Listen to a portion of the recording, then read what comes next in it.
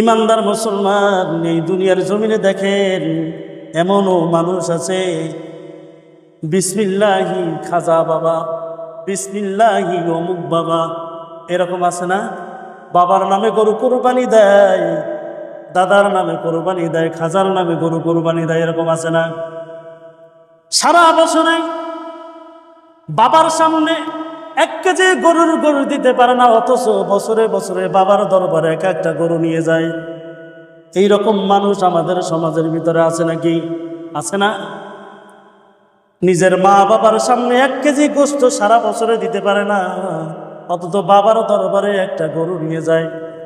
আহম্বক চিন্তা করে দেখুন, বাবার তো দোয়া করবে, সেই দোয়া যে কবুল হবে 50%, হইতেও পারে নাও হইতে পারে। পিতা মাতা তার সামনে 1 কেজি গোশত নিয়ে যাও, তাকে একটু সামনে গোশ দাও, খাওয়ার পর তারা শুকরিয়া আদায় করবে, তোমার জন্য যে দোয়া করবে এই দোয়াটা 100% কবুল হবে, তাতে কোনো সন্দেহ না। কোনো সন্দেহ আছে নাকি?